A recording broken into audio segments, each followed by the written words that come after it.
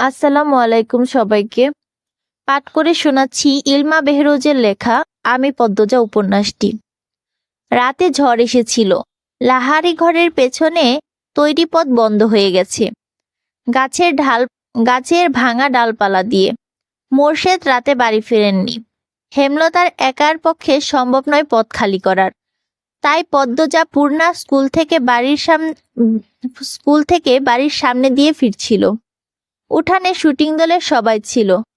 পদ্মজার মাথা নত হয়ে থেমে থেমে কাঁপতে থাকে। পথ শেষ হচ্ছেই না, মাথায় ঘোমটা টানা। অনেকের নজরে পদ্মজা চলে আসলো। মিলন নামের একজন পূর্ণাকে ডাকলো, এই পূর্ণা।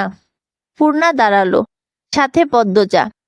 পদ্মজা শুটিং দলটার দিকে তাকাচ্ছে না। মিলন পদ্মজার দিকে চোখ স্থির করে রেখে পূর্ণাকে প্রশ্ন করলো, পাশের মেয়েটাকে? প্রথম দেখছি। আমার বড় আপা। আপন? মিলন ভারী আশ্চর্য হয়ে বলল, 10 দিন হলো এখানে আসার। কখনো পূর্ণা প্রেমা ছাড়া কোনো মেয়েকে চোখে পড়ল না, কণ্ঠও শোনা যায়নি। তাই বড় বোন বলাতে সে খুব অবাক হলো। পূর্ণা হেসে বলল, আপন। মিলন বিড়বিড় করে বলল, চেহারার তো মিল নেই, সবাই বলে। আচ্ছা যাও। দু বোন লাহারি ঘরে চলে আসলো। পদ্মজা হাফ ছেড়ে বাসলো। ভেতরটা এত কাঁপছিল। অনেক মানুষের পা দেখেছে, চোখ তুলে মানুষগুলোর মুখ দেখার সাহস হয়নি। তবে ইচ্ছে হয়েছিল চোখ তুলে তাকাতে। বিকেলে হাজেরা আসলো, সবুর মিয়ার স্ত্রী। সবুর দিনরাত গাঁজা খেয়ে পড়ে থাকে, বউ বাচ্চাদের খোঁজ রাখে না। হাজেরা ওর বাড়ির এটা ওটা চেয়ে নেয়। এরপর 2 বাচ্চা নিয়ে খায়। পদ্মজার খুব মায়া হয় হাজেরার প্রতি। হাজেরা আসতেই হেমলতা পদ্মজার উদ্দেশ্যে প্রশ্ন ছুড়লেন, লাউ গাছে কয়টা লাউ দেখেছিস? 9টা আম্মা। পূর্ণা কই? অরে বল 2টা লাউ হাজেরাকে দিয়ে দিতে, কাঁচা মরিচও দিতে বলবি। পদ্মজার মুখে কালো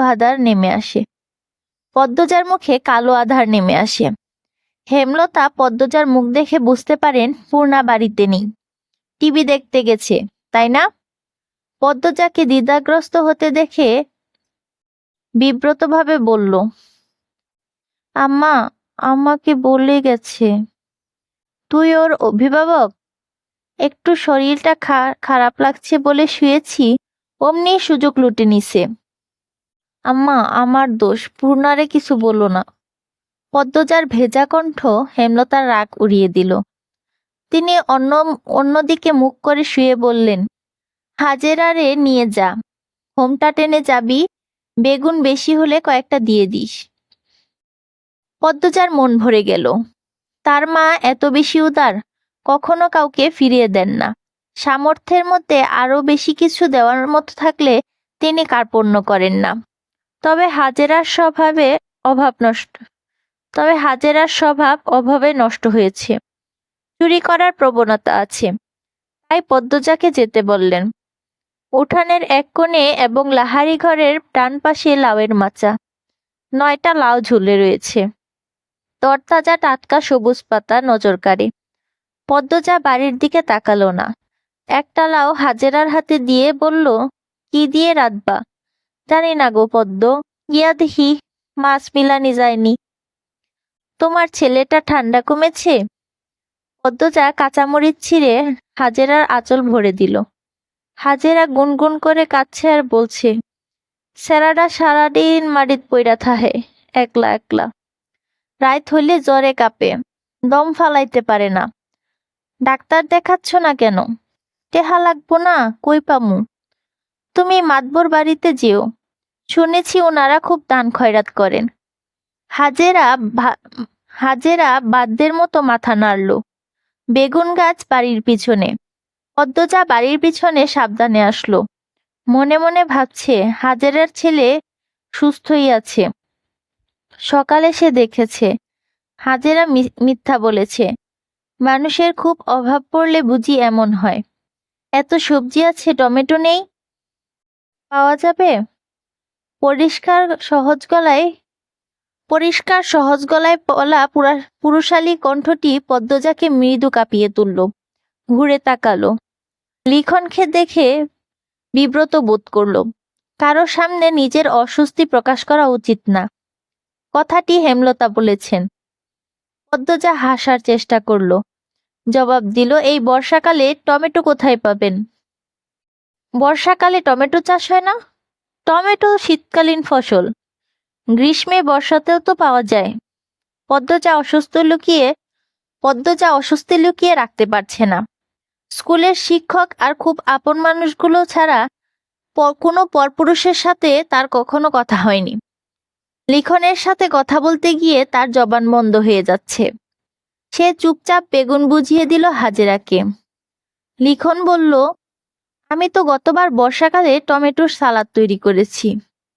হয়তো টমেটোর জাত আলাদা ছিল। সাধারণত আমাদের শীতকালেই টমেটো হয়। কথা শেষ করে দ্রুত লাহারি ঘরে ফিরল সে। মনে হচ্ছে পরপুরুষের সাথে কথা বলে ঘোর পাপ হয়ে গেছে। পাপ মোচন করতে হবে। ঘরে ঢুকে ঢকঢক করে 2 গ্লাস পানি খেল। হেমলতা ঘুমাচ্ছেন। নয়তো পদ্মজার মুখ দেখেই নির্ঘাত বুঝে যেতেন কিছু একটা ঘটেছে। পদ্মজা ভক্তি নিয়ে আল্লাহ তাআলার প্রতি শুকরিয়া আদায় করল। হেমলতা সেলোয়ার কামিজ সেলাই করছিলেন। তখন বারান্দার সামনে একজন পুরুষ লোক এসে দাঁড়ালো। হেমলতা শাড়ির আঁচল মাথায় টেনে নেন। জিজ্ঞাসুক দৃষ্টি নিয়ে তাকান। লোকটি হেসে বলল, আমি মিলন, শুটিং দলের। হেমলতা জোরপূর্বক হাসেন। আর চোখে ঘরের দরজার দিকে তাকান। পদ্মজা ঘুমাচ্ছে। দরজাটা লাগানো উচিত। কোনো দরকার? না, এমনি দেখতে আসলাম। কতদিন হলো আপনাদের বাড়িতে উঠলাম, আর এই দিকটায় আসাই হয়নি। হেমলতা পেঁচিয়ে কথা বলা পছন্দ করেন না।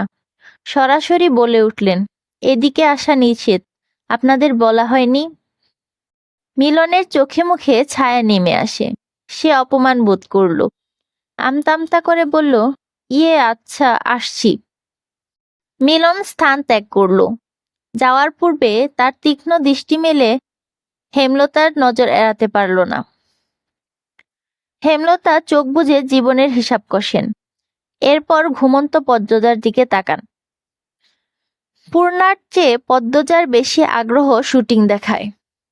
টিনের ছিদ্র আরো 2টো করেছে। লিখন শাহকে দেখলে তার মায়াময় কোমল অনুভূতি হয়। এই অনুভূতির নাম সে জানে না। শুটিংয়ে লিখন শাহ কত ভালোবাসেন চিত্রা দেবীকে। পদ্মজার দেখতে খুব ভালো লাগে। পূর্ণা তেলের বোতল নিয়ে বলল, আপা, তেল দিয়ে দাও না। শোনা বোন, একটু দাঁড়া। পদ্মজা ছিদ্র দিয়ে লিখন শাহর হাসি, কথা বলার ভঙ্গি দেখছে। লজ্জাও পাচ্ছে খুব। সময়টাকে থামিয়ে দিতে ইচ্ছে হচ্ছে। এই আপা, পরেও তো দেখতে পারবা, দিয়ে দাও না। আরেকটু শুটিং শুরু হচ্ছে, একটু। পূর্ণার বিরক্তিতে রাগ হয় খুব, কিন্তু সে তার আপাকে কিছু বলবে না। তার সব ইচ্ছের সঙ্গী, সব গোপন কথার সাক্ষী তার আপা। সে তার আপাকে খুব ভালোবাসে। মাঝে মাঝে মনে হয় মায়ের চেয়েও বেশি বোধহয় সে তার এই আপাকেই ভালোবাসে, বা হয়তো না। পদ্মজা মিটমিটি হাসছে। পূর্ণা তেল রেখে ছিদ্র দিয়ে উকি দিল। না, তার এখন ভালো লাগছে না এসব দেখতে। চোখ সরিয়ে নিল। কিরে পদ্ম, কি দেখছিস? হেমলতার কণ্ঠ শুনে পদ্মজা চমকে উঠল, আরক্ত হয়ে উঠল। ডাকাতি করতে গিয়ে বাড়ির মালিকের কাছে ধরা পড়লে যেমন অনুভূতি হয়, তেমন অনুভূতি হচ্ছে পদ্মজার, বা আরো ভয়ঙ্কর অনুভূতি। হেমলতার দৃষ্টি টিনের ছিদ্রে গেল। সাথে সাথে পদ্মজা অনুভব করল তার পায়ের নিচের মাটি কাঁপছে। পূর্ণা ভয়ার্ত চোখে একবার মাকে একবার বোনকে দেখছে। ছিদ্রের গুরু তো সে,